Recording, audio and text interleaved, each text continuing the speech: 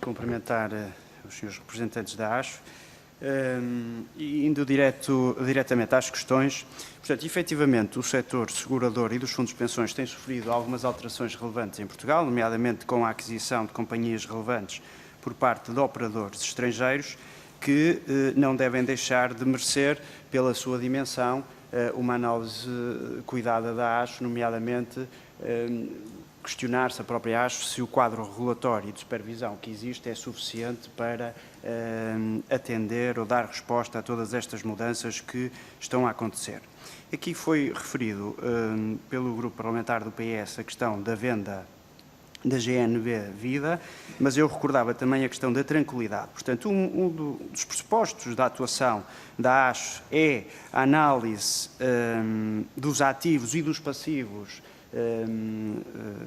destas diferentes companhias, portanto, isso está até inclusivamente referido na página 34 do relatório de contas de 2019, portanto, a ASF tem como incumbência analisar a correta avaliação dos elementos do ativo e do passivo e, portanto,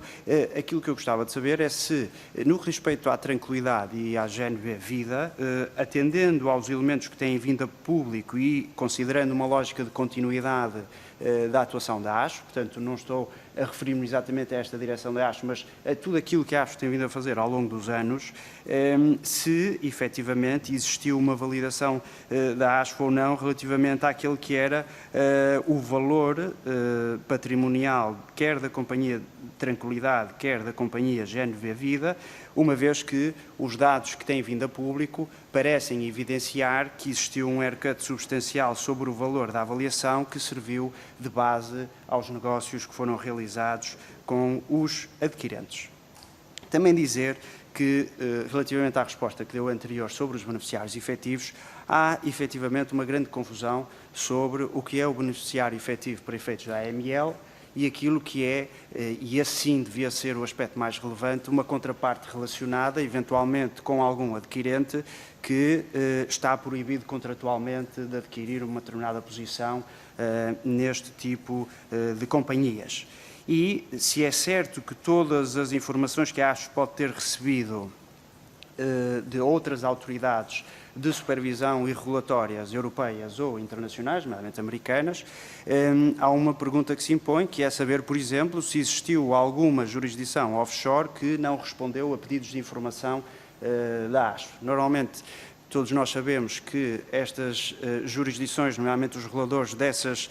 offshores, desses países onde funcionam os offshores, respondem numa lógica do princípio de reciprocidade. Portanto, nós prestamos tanta informação quanto aquelas que nos prestem a nós, mas também sabermos que normalmente as jurisdições offshore são muito cautelosas na prestação deste tipo de informação. E, portanto, indo para lá da questão do beneficiário efetivo, e olhando mais àquela que é uma contraparte relacionada com, eventualmente, alguma entidade que ocupe uma posição relevante, por exemplo, no novo banco, gostava de saber se foi feito um exercício mais exigente para lá da simples questão do beneficiário efetivo. Gostava também de perguntar à ASF se, esta é uma questão que tem sido cara, de resto, ao PSD, se os recursos de que dispõe atualmente são suficientes para o desenvolvimento da sua atividade. O PSD já apresentou várias vezes neste Parlamento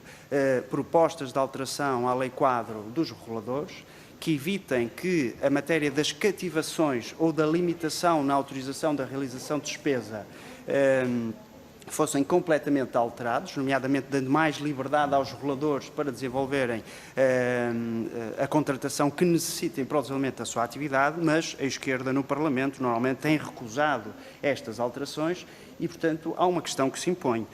Todos estes anos envolvidos, há ou não um condicionamento da atividade da ASF nas suas competências de regulação e de supervisão por força destas limitações legais que hoje impendem sobre a lei. Gostava também de perguntar sobre uma nova competência que a ASF vai receber ou que já está a receber, que se prende com as associações mutualistas. Gostava de saber qual é a vossa posição relativamente ao período de transição, que parece longo relativamente a esta matéria, saber também se a ASF dispõe de todos os meios que permitam a regulação e a supervisão eficaz destas associações mutualistas. E, por economia de tempo, deixava uma última pergunta que se refere à questão do Brexit, de que forma é que o Brexit pode ter impacto ou não na atividade de determinadas empresas a operar em Portugal, nomeadamente em LPS, e de que forma é que a ASF tem procurado acautelar, enfim, os consumidores, os beneficiários dos seguros, os segurados, etc.